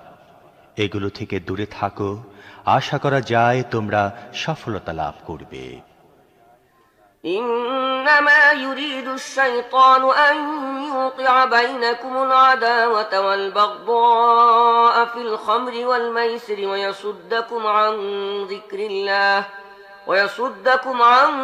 ذكر الله وعن الصلاة فهل أنتم منتهون وأطيعوا الله وأطيعوا الرسول واحذروا فإن توليتم فاعلموا أنما على رسولنا البلاغ المبين ليس على الذين آمنوا وعملوا الصالحات جناح فيما طعموا إذا ما اتقوا وآمنوا الصالحات ثم اتقوا وأحسنوا والله يحب المحسنين শয়তান তো চায় মদ ও জুয়ার মাধ্যমে তোমাদের মধ্যে শত্রুতা ও হিংসা বিদ্বেষ সৃষ্টি করতে এবং আল্লাহর স্মরণ ও নামাজ থেকে তোমাদের বিরত রাখতে। তাহলে তোমরা কি এসব থেকে বিরত থাকবে? আল্লাহ ও তার রাসূলের কথা মেনে চলো এবং নিষিদ্ধ কাজ থেকে বিরত থাকো। কিন্তু যদি তোমরা আদেশ অমান্য করো তাহলে জেনে রাখো, আমার রাসূলের প্রতি শুধুমাত্র সুস্পষ্ট নির্দেশ পৌঁছে দেবারই দায়িত্ব ছিল। যারা ঈমান এনেছে ও সৎ কাজ করছে তারা পূর্বে যা কিছু পানাহার করেছিল সেই জন্য তাদেরকে কোনো জবাবদিহি করতে হবে না। তবে এই জন্য শর্ত হচ্ছে তাদেরকে অবশ্যই ভবিষ্যতে যেসব জিনিস হারাম করা হয়েছে সেগুলো থেকে দূরে থাকতে হবে, ঈমানের উপর অবিচল থাকতে হবে এবং ভালো কাজ করতে হবে। তারপর যে যে জিনিস থেকে বিরত রাখা হয় তা থেকে তাদের বিরত থাকতে হবে এবং আল্লাহর যেসব হুকুম নাজিল হয় সেগুলো মেনে চলতে হবে। অতঃপর আল্লাহ ভীতি সহকারে সদাচরণ অবলম্বন করতে হবে। আল্লাহ সদাচারীদের ভালোবাসেন। أيها الذين آمنوا ليبلونكم الله بشيء من الصيد تناله أيديكم ورماحكم ليعلم الله من يخافه بالغيب فمن اعتدى بعد ذلك فله عذاب أليم يا أيها الذين آمنوا لا تقتلوا الصيد وأنتم حرم ومن قتله منكم متعمدا فجزاء مثل ما قتل من النعم يحكم به ذوى عدل منكم هديا بالغ الكعبة أو كفارة طعام مساكين أو عدل ذلك صياما ليذوق وبال أمره عفى الله عما سلف ومن عاد فينتقم الله منه والله عزيز ذو انتقام হে ঈমানদারগণ, আল্লাহ এমন শিকারের মাধ্যমে তোমাদের কঠিন পরীক্ষার মধ্যে নিক্ষেপ করবেন যা হবে একেবারে তোমাদের হাত ও বর্ষা নাগালের মধ্যে। তোমাদের মধ্য থেকে কে তাকে না দেখেও ভয় করে তা দেখার জন্যে। কাজী এ সতর্কবাণীর পর যে ব্যক্তি আল্লাহর নির্ধারিত সীমা লঙ্ঘন করল তার জন্য রয়েছে যন্ত্রণাদায়ক শাস্তি। হে ঈমানদারগণ, ইহরাম বাঁধা অবস্থায় শিকার করো না। আর তোমাদের কেউ যদি জেনে বুঝে এমনটি করে বসে তাহলে যে প্রাণীটি সে মেরেছে গৃহপালিত প্রাণীর মধ্য থেকে তারই সমপর্যায় একটি প্রাণী তাকে নসরানা দিতে হবে, যার ফয়সালা করবে তোমাদের মধ্য থেকে দুজন ন্যায়নিষ্ঠ ব্যক্তি। আর এ নজরানা কাবা ঘরে পৌঁছাতে হবে, অথবা এই গুনাহের কাফফারা হিসেবে কয়েকজন মিসকিনকে খাবার খাওয়াতে হবে, অথবা সে অনুপাতে রোজা রাখতে হবে যাতে সে নিজের কৃতকর্মের ফল ভোগ করে। যা পূর্বে হয়ে গেছে সেসব আল্লাহ মাফ করে দিয়েছেন, কিন্তু এখন যদি কেউ সে কাজের পুনরাবৃত্তি করে তাহলে আল্লাহ তার বদলা নেবেন। আল্লাহ সবার উপর বিজয়ী এবং তিনি বদলা নেবার ক্ষমতা রাখেন। وحل لكم صيد البحر وطعامه متاعا لكم وللسيارة وحرم عليكم صيد البر ما دمتم حرما واتقوا الله الذي إليه تحشرون جعل الله الكعبة البيت الحرام قياما للناس والشهر الحرام والهدي والقلائد ذلك لتعلموا أن الله يعلم ما في السماوات وما في الأرض وأن الله بكل شيء عليم। তোমাদের জন্য সমুদ্রের শিকার এবং তা খাওয়া হালাল করে দেয়া হয়েছে। যেখানে তোমরা অবস্থান করবে সেখানে তা খেতে পারো এবং কাফেলার জন্য পাথেয় হিসেবে নিয়ে যেতেও পারো। তবে যতক্ষণ তোমরা ইহরাম বাঁধা অবস্থায় থাকো ততক্ষণ তোমাদের জন্য স্থলভাগে শিকার হারাম করে দেয়া হয়েছে। কাজী আল্লাহ নাফরমানি করা থেকে দূরে থাকো, তোমাদের সবাইকে ঘেরাও করে তার সামনে হাজির করা হবে। আল্লাহ পবিত্র কাবা ঘরকে মানুষের জন্য সমাজ জীবন প্রতিষ্ঠার মাধ্যমে পরিণত করেছেন, আর হারাম মাস, কুরবানির পশু ও গলায় মালা পরা পশুগুলোকেও এ কাজে সহায়ক বানিয়ে দিয়েছেন, যাতে তোমরা জানতে পারো যে আল্লাহ আকাশ ও পৃথিবীর সমস্ত অবস্থা জানেন এবং তিনি সব জিনিসের জ্ঞান রাখেন।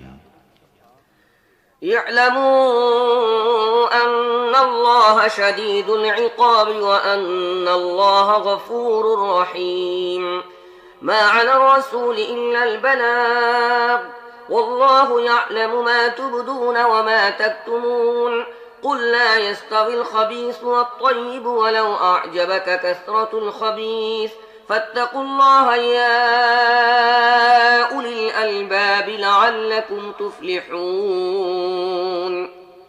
জেনে রাখো, আল্লাহ শাস্তি দানের ব্যাপারে যেমন কঠোর তেমনি তিনি ক্ষমাশীল ও করুণাময়। রাসূলের উপর কেবলমাত্র বাণী পৌঁছে দেবার দায়িত্ব অর্পিত হয়েছে। পরবর্তী পর্যায়ে তোমাদের প্রকাশ্য গোপন সমস্ত অবস্থায় আল্লাহ জানেন। হে নবী, এদেরকে বলে দাও, পবিত্র ও অপবিত্র সমান নয়। অপবিত্রের আধিক্য তোমাদের যতই চমৎকৃত করুক না কেন। কাজী হে বুদ্ধিমানেরা, আল্লাহর নাফরমানি করা থেকে দূরে থাকো, আশা করা যায় তোমরা সফল কাম হবে। يا أيها الذين آمنوا لا تسألوا عن أشياء إن تبد لكم تسؤكم وإن تسألوا عنها حين ينزل القرآن تبد لكم عفى الله عنها والله غفور حليم قد سألها قوم من قبلكم ثم أصبحوا بها كافرين ما جعل الله من بحيرة ولا سائبة ولا وصيلة ولا حام ولكن الذين كفروا يفترون على الله الكذب وأكثرهم لا يعقلون। হে ঈমানদারগণ, এমন কথা জিজ্ঞেস করো না যা তোমাদের কাছে প্রকাশ করে দেয়া হলে তোমাদের খারাপ লাগবে। তবে কোরআন নাজিলের সময় যদি তোমরা সেসব বিষয় জিজ্ঞেস করো তাহলে তা তোমাদের কাছে প্রকাশ করা হবে। এই পর্যন্ত তোমরা যা কিছু করেছ আল্লাহ তা মাফ করে দিয়েছেন, তিনি ক্ষমাশীল ও সহনশীল। তোমাদের পূর্বে একটি দল এ ধরনের প্রশ্ন করেছিল, তারপর সেসব কথার জন্যেই তারা কুফরিতে লিপ্ত হয়েছিল। আল্লাহ কোনো বাহিরা, সায়েবা ও সিলা বা হাম নির্ধারণ করেননি, কিন্তু এ কাফের আল্লাহর উপর মিথ্যা দোষারোপ করে এবং তাদের অধিকাংশ জ্ঞানহীন, কারণ তারা এই ধরনের কাল্পনিক বিষয়ে মেনে নিচ্ছে।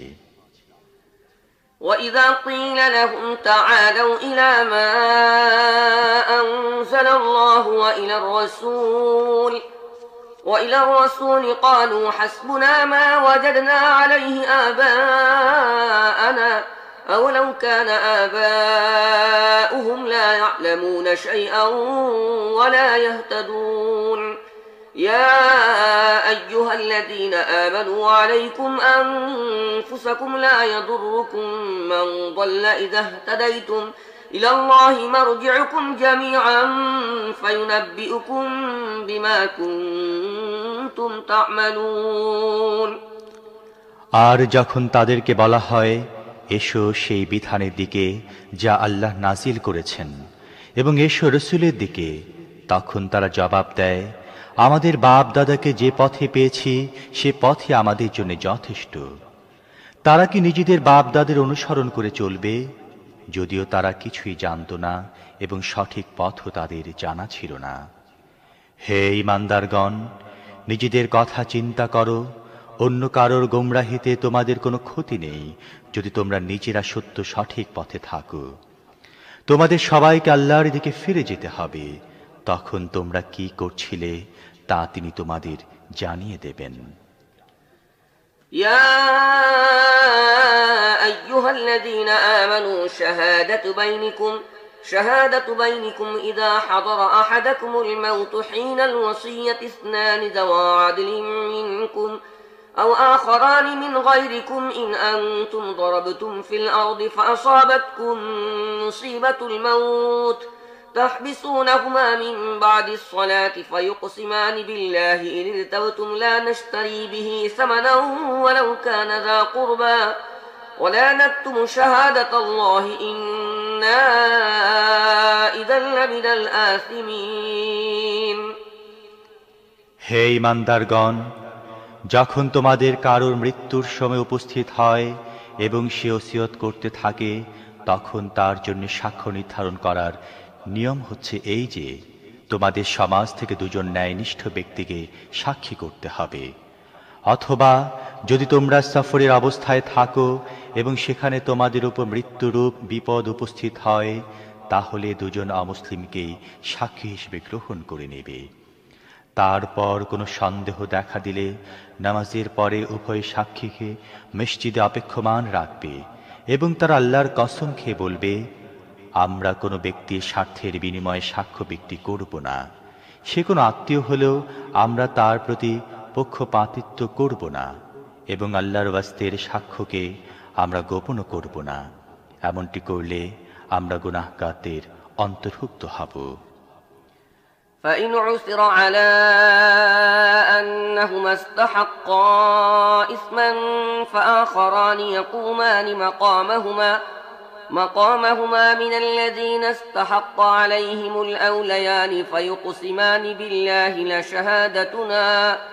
لشهادتنا أحق من شهادتهما وما اعتدينا إنا إذا لمن الظالمين ذلك أدنى أن يأتوا بالشهادة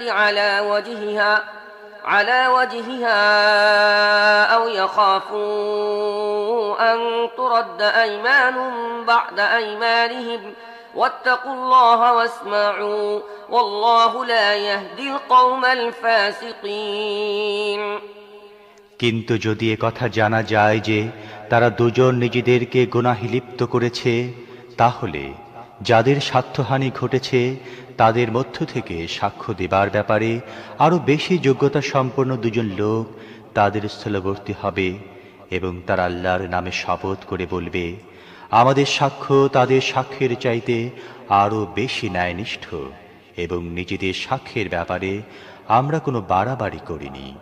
এমনটি করলে আমরা জালেমদের অন্তর্ভুক্ত হব। এই পদ্ধতিতে বেশি আশা করা যায় লোকেরা সঠিক সাক্ষ্য দেবে, অথবা কমপক্ষে এতটুকু ভয় করবে যে তাদের কসমের পর অন্য কসমের সাহায্যে তাদের বক্তব্য খণ্ডন করা হতে পারে। আল্লাহকে ভয় করো এবং শোনো, আল্লাহ নাফরমানদেরকে তার পথ নির্দেশনা থেকে বঞ্চিত করেন। يوم يجمع الله الرسل فيقول ماذا أجبتم قالوا لا علم لنا إنك أنت علام الغيوب إذ قال الله يا عيسى ابن مريم اذكر نعمتي عليك وعلى والدتك إذ أيدتك بروح القدس تكلم الناس في المهد وكهلا وإذ علمتك الكتاب والحكمة والتوراة والإنجيل وإذ تخلق من الطين كهيئة الطير بإذني فتنفخ فيها فتكون طيرا بإذني وتبرئ الأكمى والأبرص بإذني وإذ تخرج الموتى بإذني وإذ كففت بني إسرائيل عنك إذ جئتهم بالبينات فقال الذين كفروا منهم إن هذا إلا سحر مبين وإذ أوحيت إلى الحواريين أن آمنوا بي وبرسولي قالوا آمنا واشهد بأننا مسلمون إذ قال الحواريون يا عيسى ابن مريم هل يستطيع ربك أن ينزل علينا مائدة من السماء قال اتقوا الله إن كنتم مؤمنين যেদিন আল্লাহ সমস্ত রসুলকে একত্র করে জিজ্ঞেস করবেন তোমাদের কি জবাব দেয়া হয়েছে, তারা আরজ করবে আমরা কিছুই জানি না। গোপন সত্যসমূহের জ্ঞান একমাত্র আপনারই আছে। তারপর সে সময়ের কথা চিন্তা করো যখন আল্লাহ বলবেন, হে মরিয়ামের পুত্র ঈসা, আমার সে নিয়ামতের কথা স্মরণ করো যা আমি তোমাকে তোমার মাকে দিয়েছিলাম। আমি পাক পবিত্র রূহের মাধ্যমে তোমাকে সাহায্য করেছিলাম। তুমি দোলনায় থেকেও লোকদের সাথে কথা বলছিলে এবং পরিণত বয়সে পৌঁছেও। আমি তোমাকে কিতাব ও হিকমত এবং তাওরাত ও ইনজিলে শিক্ষা দিয়েছিলাম। তুমি আমার হুকুমে পাখির আকৃতির মাটির পুতুল তৈরি করে তাতে ফুঁক দিতে এবং আমার হুকুমে তা পাখি হয়ে যেত। তুমি জন্মান্ধ ও কুষ্ঠরোগীকে আমার হুকুমে নিরাময় করে দিতে এবং মৃতদেরকে আমার হুকুমে বের করে আনতে। তারপর যখন তুমি সুস্পষ্ট নিদর্শন নিয়ে বনী ইসরায়েলের কাছে পৌঁছলে এবং তাদের মধ্যে যারা সত্য অস্বীকারী ছিল তারা বলল, এই নিশানীগুলো জাদু ছাড়ার কিছুই নয়, তখন আমি তোমাকে তাদের হাত থেকে বাঁচিয়েছিলাম। আর যখন আমি হাওয়ারীদেরকে ইঙ্গিত করেছিলাম আমার ও আমার রাসূলের প্রতি ঈমান আনো, তারা বলেছিল আমরা ঈমান আনলাম এবং সাক্ষী থাকো আমরা মুসলিম। এই ঘটনাটিও যেন মনে থাকে যখন হাওয়ারীরা বলেছিল, হে মরিয়াম পুত্র ঈসা, আপনার রব কি আমাদের জন্য আকাশ থেকে একটি খাবার পরিপূর্ণ খানজা নাজিল করতে পারেন? ঈসা বলেছিল, আল্লাহকে ভয় করো যদি তোমরা মুমিন হয়ে থাকো। قالوا نريد أن نأكل منها وتطمئن قلوبنا ونعلم أن قد صدقتنا ونكون عليها من الشاهدين قال عيسى ابن مريم اللهم ربنا أنزل علينا مائدة من السماء تكون لنا عيدا لأولنا وآخرنا وآية منك وارزقنا وأنت خير الرازقين قال الله إني منزلها عليكم فمن يكفر بعد منكم فإني أعذبه عذابا لا أعذبه أحدا من العالمين তারা বলেছিল, আমরা কেবল এতটুকুই চাই যে আমরা সেই খানজা থেকে খাবার খাবো, আমাদের মন নিশ্চিন্ত হয়ে যাবে এবং আমরা জেনে নেব যে আপনি যা কিছু বলেছেন তা সবই সত্য এবং আমরা তার সাক্ষী হয়ে যাব। এ কথা ঈসা ইবনে মারিয়াম দোয়া করেছিল, হে আল্লাহ, হে আমাদের রব, আমাদের ওপর আকাশ থেকে একটি খাদ্য ভরা খানজা নাজিল করো যা আমাদের জন্যে এবং আমাদের আগের পিছের সবার জন্য আনন্দের উপলক্ষ হিসেবে গণ্য হবে এবং তোমার পক্ষ থেকে হবে একটি নিদর্শন। আমাদের জীবিকা দান করো এবং তুমি সর্বোত্তম জীবিকা দানকারী। আল্লাহ জবাব দিয়েছিলেন, আমি তা তোমাদের উপর নাযিল করব, কিন্তু এরপর তোমাদের মধ্য থেকে যে ব্যক্তি কুফরি করবে তাকে আমি এমন শাস্তি দেব যা দুনিয়ায় আর কাউকে দেইনি। وإذ قال الله يا عيسى ابن مريم أأنت قلت للناس اتخذوني وأمي إلهين من دون الله قال سبحانك ما يكون لي أن أقول ما ليس لي بحق إن كنت قلته فقد علمته تعلم ما في نفسي ولا أعلم ما في نفسك إنك أنت علام الغيوب ما قلت لهم إلا ما أمرتني به أن اعبدوا الله ربي وربكم وكنت عليهم شهيدا ما دمت فيهم فلما توفيتني كنت أنت الرقيب عليهم وأنت على كل شيء شهيد আল্লাহ যখন বলবেন, হে মরিয়াম পুত্র ঈসা, তুমি কি লোকদের বলেছিলে আল্লাহকে বাদ দিয়ে আমাকে ও আমার মাকে ইলাহ হিসেবে গ্রহণ করো? তখন সে জবাব দেবে, সুবহানাল্লাহ, যে কথা বলার কোনো অধিকার আমার ছিল না, সে ধরনের কোনো কথা বলা আমার জন্য ছিল অশোভন ও অসঙ্গত। যদি আমি এমন কথা বলতাম তাহলে আপনি নিশ্চয়ই তা জানতে পারতেন।